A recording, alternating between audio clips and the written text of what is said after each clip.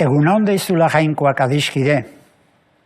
Senide izanez bizi erlijioa. Erlijioa, Jainkoarekiko harremana edo lotura, religazio, bizitzeko eta adierazteko jardueratzat hartu ohi dugu. Jarduera hori, Jainkoaren omenez, ospakizunak eginez, kultua eskainiz, zenbait arauetez eta debekuak onartuz gauzatzen dugu. Baina hori besterik ez alda erlijioa. Jainkoa pertsona bakoitzari egiten dion deia da abia puntua.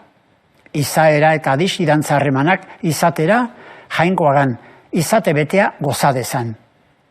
Pertsonak noski erantzuna zor dio Jainkoari, askatasunez emandako erantzuna. Pertsona bere izatearen sorburua eta helburua, bere izatearen arrazoia eta oinarria Jainkoagan duela aurkitzean eta hori berri ontzat hartzean, hasten dira adiskidetasunezko harremanak, izate emailearen eta izate hartzailearen artean.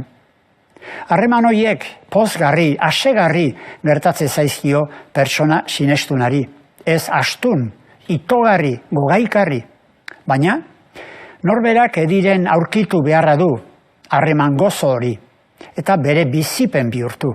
Bestela, nekez gertatuko da erakargarri harreman erlijiosoa, kultu aspergarria eta arau betetze astuna baizik ez da izango. Jainkoarekiko egiazko harremana gertatzean horrek pertsona bere osoan hartuko du, pentsaera, jarrera, biziera gidatuko du. Jainkoarekiko harreman erlijiosoa ez da une batzuetan adierazi eta beste batzuetan bazter daiteken zerbait. Bizitza oso hartzen du. Baita pertsonen arteko harremanak ere, egiazko bizipen erlijiosoa baldin bada. Ondorioz, gizarteko harremanak eta jarduerak ere markatuko ditu. Nazareteko Jesus dugu, hortan ere eredu nagusia. Giro erlijiosoa indartsua nagusi zen gizartean jaio zen Jesus, judu herrian. Txikitandik egin ohi zuen judue bezala goizero otoitzau, Shema Israel, Adonai Elohenu, entzun Israel, jauna da gure Jainkoa, maita ezazu zeure Jainkoa, bihotz-bihotzez. Ongi zekizkien, Jainkoaren legeko aginduak, baita lege liburuko 100 arauak ere. Bainola, arau eta agindu horietan nagusiena zeintzen galdetu ziotenean, hau erantzun zuen. Ona hemen nagusia. Entzun Israel, jauna da gure Jainkoa. Jauna bat bakarra da. Maita ezazu jauna zeure Jainkoa. Bihotz-bihotzez, gogo osoz. Ta hona hemen bigarrena, maita ezazu lagun urkoa zeure burua bezala. Ez da agindu hauek baino handiagorik. Bi aginduak batera datoz. Ezin da ulertu ez bizi bata bestea gabe. Agindu horiek biziratzat hartzeari esaten zaio Biblian zuzen jokatzea, justiziaz jokatzea. Izbatean, ez dago egiazko erlijio bizipenik lagun urkoa senidetzat hartu eta horri dagokionez jokatu gabe. Jesusen irakaspen garbia da hau. Oso zorrotz salatzen zuen Jesusek legeak eta ohiturak agindua betetzeko aitzakian pertsona baztertzen zutenen jokaera. Entzun. Zergatik hausten duzue Jainkoaren agindua zeuen usadioak betetzeko? Esate baterako. Jainkoak esan zuen, oratu aitamak. Zuek ordea hau diozue. Norbaitek aitari naizamari esaten badio, zuri eman behar nizukeena Jainkoari eskainia diot.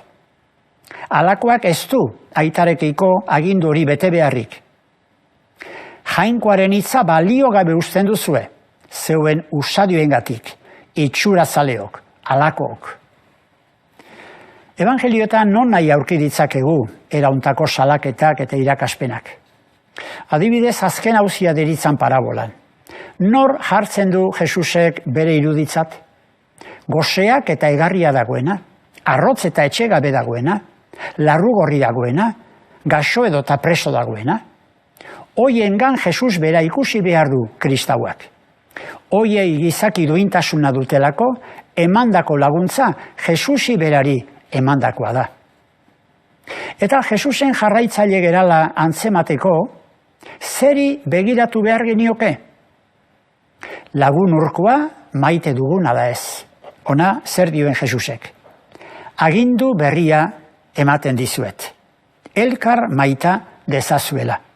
Nik maitatu zaituzedan bezala, maitatu zuek ere elkar. Hontan antzemago dizuete nere ikasle zaretela. Zuek elkar maite izatean.